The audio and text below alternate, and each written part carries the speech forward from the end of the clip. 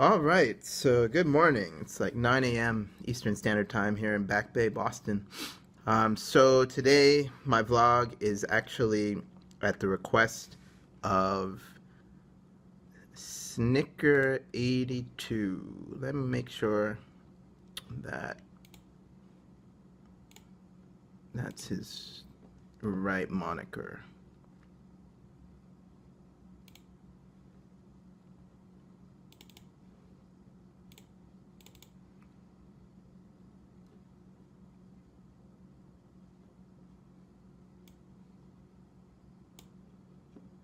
Oh, rather, Sniffer82. So not Snicker, it's Sniffer82. S-N-I-F-F-E-R 82. And he saw my vlog on the proper way to shit, which is on this vids. You can you can find my profile on this vids, and then you should be able to find the video that way. It's a pornographic site, so I don't really want to put the link up because I don't want my YouTube account to be banned or deactivated that way. But anyway, so Sniffer82 saw that, and he asked me if I could do a vlog on the proper way to fart. And I actually had been thinking about farting for a while, partly because, growing up, I definitely realized that it didn't really make sense to hold farts in, since it kind of needs to get out of our bodies. I didn't know all the reasons, but during med school and after med school, I started understanding more of the reasons and even some of the possible complications of holding in farts, or not farting properly, or not farting at all, and what those signs of not farting are, like obstipation, which can be like a bowel obstruction. So yeah, farting is very important. It's natural and normal. So the short of it is, a proper way to fart is really to just let it go. The only problem with that is that there are, or can be, social consequences when people get angry because of farting etiquette. And so, which can lead to arguments, can lead to, getting scolded, can lead to fights even, I guess, in some extreme cases. So knowing what to do to alleviate those situations, and pretty much the simple answer to that is to go outside to fart, which actually keeps your environment inside cleanlier and, decreases like the disturbance from scents and smells for other people. So I'm going to go through some of the things that I found, and I'll put all the links in the description. So yeah, like I was saying, holding your farts is not very healthy. When you feel the urge to fart, you should really just let go. But as you get used to it, you can be nice, go outside immediately, and then let it go outside, which won't stink up the room, and it'll keep your room even cleaner. And do note that there are bacteria in those farts. There is a surgeon who actually studied this, and it was because he was asked by one of his nurses if she farted, if it would affect the patient. Could she compromise the sterile field for that patient and for that operation? So he did a quick study on this. He's an Australian surgeon named Kruszelnicki. And what he did is he had one of his colleagues, another surgeon, fart onto a petri dish, and he farted twice onto the petri dish, onto two different petri dishes. The first time he farted with clothes on, like scrubs, and the second time he farted without clothes on, which was called a naked fart. And with that first time, when his clothes were on, no bacteria actually grew on that petri dish. But when they did a naked fart, there was bacteria that grew on the petri dish in different colony formations. So, in short, the conclusion of that is that naked farts, that bacteria are in farts, and that bacteria is, from the colon and the bowel and from the skin. And as a result, that gets onto, anything that's exposed to the fart. For that reason, you really don't want to fart in people's nostrils. That's probably the main thing. Or on their eyes, on the conjunctiva, because that can lead to infections, or on open wounds or cuts of any sort. But, farting in other places, usually like on regular skin, even in the mouse, probably isn't so horrible since we do eat bacteria. And also, obviously, if someone's like immunocompromised, like HIV patients and other immunocompromised people, farts probably can be lethal for some of those people too.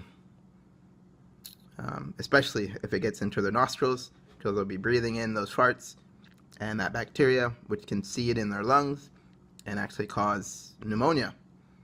So, yeah, there's a little bit more to farting than just letting it go all the time. There actually are some videos on farting etiquette. I haven't found anything that's really, really specific on like the specific details. But for me, the biggest thing is, when possible, go outside to fart, and that keeps a cleanlier environment inside. If that's not possible, like if you're on a plane or you're locked inside, then the best place to go would be the bathroom. The other thing to do is open a window. Those are the things that make the difference. Nothing else really makes a difference. Hiding the scent, covering up the scent, that only exposes you to more toxins, Febreze, whatever it is. All that is just another set of toxins that you'll be breathing in that aren't going to be helping you, and even can cause pneumonitis. So really, you just want to open a window, go outside. If you can't do any of that, then, go to the bathroom.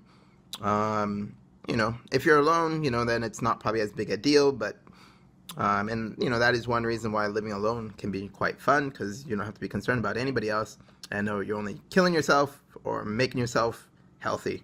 So, but anyway, that's, the basic farting etiquette. 1, go outside if you can. 2, if not, open a window to fart. 3, if that's not possible, go to the bathroom. Some places have toilets that suction the air down too, like often like the airplane toilets do stuff like that. So you can fart on the toilet and flush it, and that might help to reduce the bacterial load and to reduce, the unpleasantness of the scent for some people. Some farts smell good though, and some farts don't. So kind of depends on your nutrition and diet. So that's the other big part about, farting and health. If you eat really healthy, oftentimes, your odors will smell even more pleasant, not just to you, but to other people. If you're eating very unhealthy food, especially if you're stressed and in a rush, then yeah, that stuff kind of gets through your bowel faster. You don't digest it as well. The scents can increase. And even some of the, the odors can be more unpleasant. So, on average, a person farts 14 to 24 times a day. So with that number, pretty much the point is that we're all bound to fart around another person, at least, a lot of times in our lifetime. We'd have to be completely reclusive and isolated for that not to happen, which is not easy to do, especially in a healthy way, unless you just want to die. Or, somehow you have some primal wilderness abilities and hunting abilities and know how to live in a more primal state.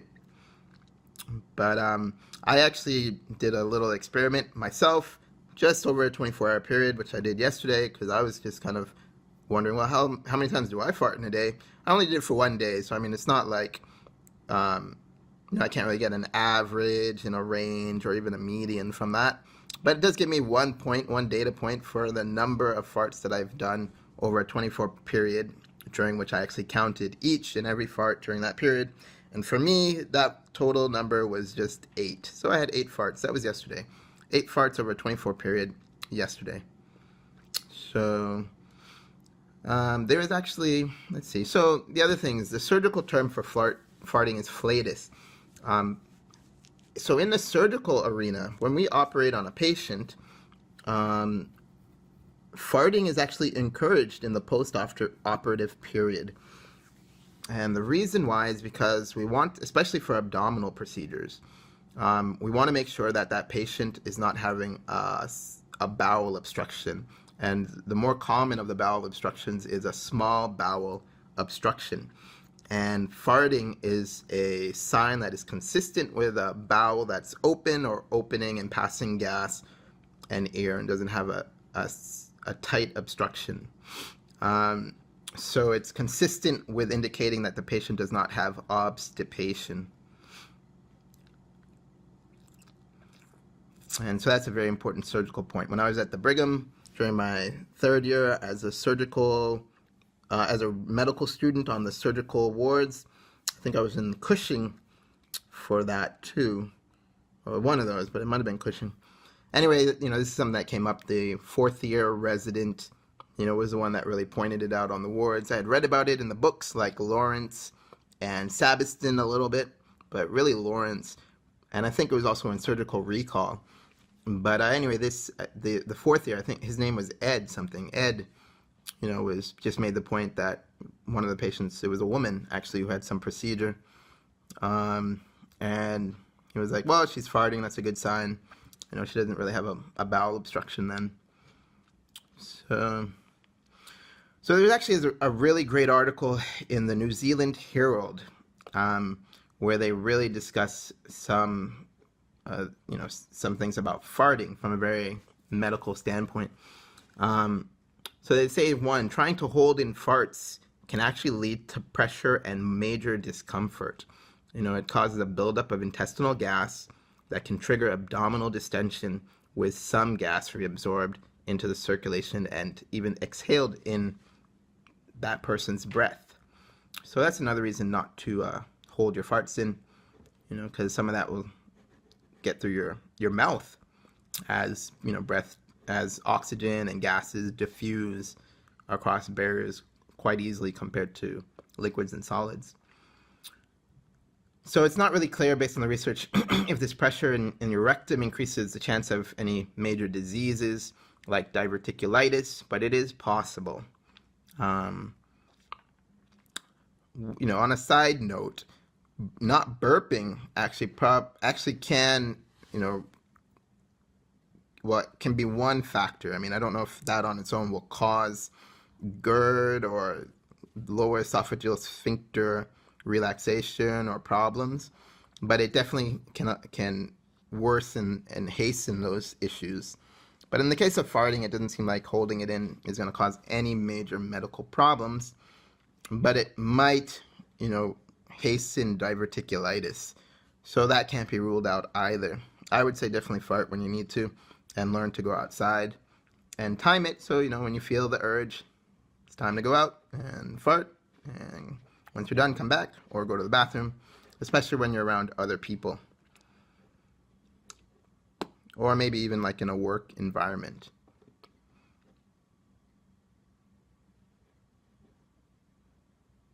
So the gases in that case, when their pressure is increased, some of those gases are actually reabsorbed through the gut wall into the circulation, and those are eventually exhaled through the lungs or excreted via the rectum as a fart. So it can go either direction. The gas usually goes the route of least, what's that term? Least resistance, for instance. So least pressure. That's the way gas goes. Unless it's pressurized. Or unless it's vacuumed or something. I don't know. There are some exceptions, but it's not because it goes against the rule or that law. It's just because we're acting or doing something on the gas. So anyway, there was a study on 10 humans that documented the amount of gas that they produced in 24 hours via farting. And also it documented the content of the gas. So they had 10 participants and they measured the amount of their fart, like the volume of their farting over that period of time. And then they also measured the contents of the gas. So what was in the farts. And the median total volume of gas produced in 24 hours was 705 milliliters. So less than a liter. But it ranged from 476 milliliters to 1,490 milliliters per person. So I think one Coca-Cola can has about 500 mils. So you're talking about, 1 to 3 Cokes, gas filling 1 to 3 of those 500 mil Coke cans. Anyway, the contents were hydrogen gas, which was produced in the greatest volume. That was like 360 mils over 24 hours. There was carbon dioxide, and then 3 adults actually did produce some methane in very small quantities, like 3 mils to 120 mils over 24 hours. And then the remaining gas was nitrogen, which contributed about 213 mils. Nitrogen is also a gas that we breathe in, and one that's really important for the lungs too, to help keep the alveoli open. Or, I mean, it's necessary, completely necessary to keep the alveoli open. And that's a reason why, as doctors, we don't use 100% oxygen, because the alveoli will close as all that oxygen gets into the capillaries of the pulmonary capillaries, and then the alveoli will deflate. So we have to include nitrogen. So it's usually like 21% oxygen that we give, which is about atmospheric. So men and women produce the same amount of gas for those 10 participants. And then the volume of gas varied between 33 to 125 mils per fart. And there was more farting within an hour after each meal. There was also gas that was produced during their sleep. So in this population, they actually, those 10 people, they put, I think, a catheter, an anal catheter in. So, most people, we're not really going to be farting a lot while we're sleeping because our anal sphincter is tightened. We can, but, we usually sometimes I would think wake up or notice it. At least for me, whenever it's happened, it hasn't happened a lot, but the times that I farted when I was really sleeping, I knew I was farting. So, I'm pretty sure that's probably true for a lot of people, but not necessarily for everyone. But in this case, since they put that sphincter, that anal catheter in these people's anal sphincters, the air could go more freely between the rectum anus and between the rectum through the anus and out into their collecting device. And as a result, they had 16 to 34 mils of gas produced per hour while sleeping. So the rate was about half of what they produced during the daytime. In a study on dietary fiber inflatus, so this is a different study. This is in that same online news article from New Zealand. I'll put the link in the description. But in that study, they found that fiber does not decrease the amount of volume, or the amount rather, or volume of the gas that's produced by a person. Instead, it just decreases the frequency of the farts, usually, but the farts, each individual fart ends up being more voluminous, so larger in the amount of air that's released. So overall, fiber is not really making a big difference in the farting. But maybe if you have fiber in a meal, you might not fart as much in that hour afterwards. So if you're going on an important date and all this stuff is really important to you, or you're at that level of living where you can factor these things into your life, then you might, on an important date, eat a nice salad and maybe some lentils and maybe skip the beans actually. And that might help to reduce some farting. The other people who really struggle with farting and, even social environments are like people with certain colonic diseases like Crohn's disease, inflammatory bowel disease, and irritable bowel disease. So for those people, yeah, this stuff can make a difference, especially in important key moments where it might help to decrease some of the farting just from some nutritional and dietary and behavioral changes, which would be like incorporating more fiber. One thing that you can take that's a fiber additive is psyllium. And that's what we use, I think, in the hospitals for people who are at risk of constipation. So where do the gases come from? Gas in the intestine comes from different sources. So it can be swallowed or from carbon dioxide produced by the stomach when the acid mixes with bicarbonate in the small intestine. Or rather, from the small intestine when the stomach acid mixes with bicarbonate in the small intestine, so like the duodenum. Or gases can be produced by bacteria that are located in the large intestine. So there's colonic bacteria that produce gas too. So those are three sources.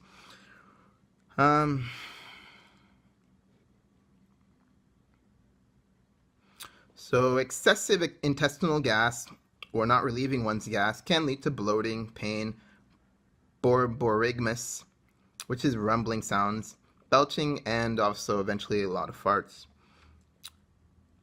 The smelliest farts are actually due to sulfur-containing gases. And that was actually confirmed in a study also.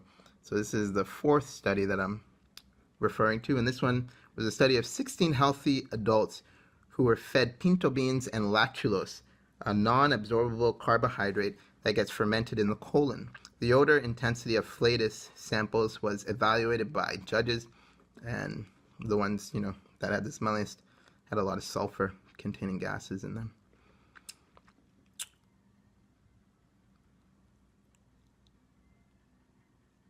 Anyway, they do note that charcoal-lined cushions can help to decrease the smell of that sulfur gases. So charcoal might help. You can even ingest charcoal, and it's usually not too unhealthy. I wouldn't really suggest it.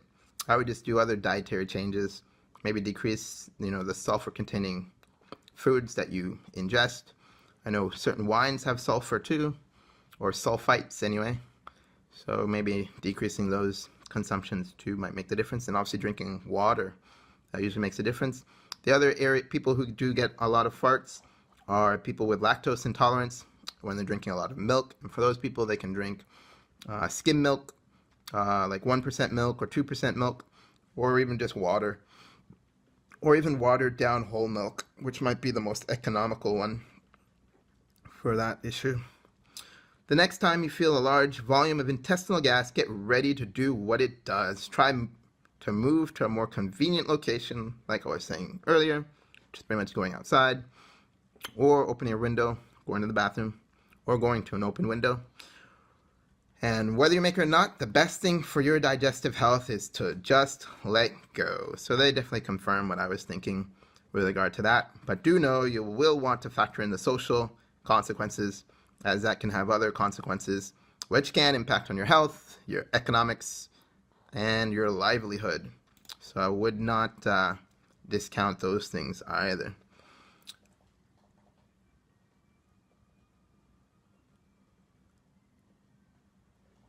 So that's it. That is my vlog on the proper way to fart. I hope you all enjoyed this. If you have any questions, just leave them in the comments. You can also send an email to me, and I'll read your email and I will respond. You can even put a question on Quora, and if you include me on that, I'll respond on Quora. And you can text or call me even. So all my information's on my YouTube account page. But yeah, that is my vlog on the proper way to fart, and that is due to the request of, I think it's Sniffer, which is interesting. Maybe he likes sniffing. Sniffer 82. So I hope you all have a good day. Definitely like my videos if you like them. Comment, subscribe, share, and yeah, definitely contact me if you have any questions. You have anything interesting, anything you want to share, anything you want to do.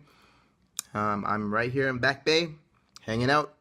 Other than this, the next big thing that I have coming up is a ski trip to Killington, Vermont, which is what I'm looking forward to. So if any of y'all have time on the 29th and want to go to Killington, Vermont, that's where I'll be. Planning to get there around 10 or 11 in the morning and staying until maybe about 4 p.m. or 5 p.m. and then coming back to Boston that same day. So it's just a day trip. But yeah, if you see me, if you happen to go, just, I'm pretty easy and approachable. So just contact me, tell me, just come up to me and say whatever you want. But, you can definitely tell me that you saw me on YouTube or saw some of my other videos. And, you can even let me know what else you would like to learn, know, see, understand, what else you're interested in, or anything at all. Anything you want to know about me, about life, about health, medicine, wellness, nutrition, exercise, soccer, athletics, Jamaica, Canada, United States, and even English and Spanish a little bit, and maybe even a very, very un peu de français. So, I think that was right. But anyway, all right, well, I hope you all enjoyed this. Thanks for watching, and, definitely connect with me.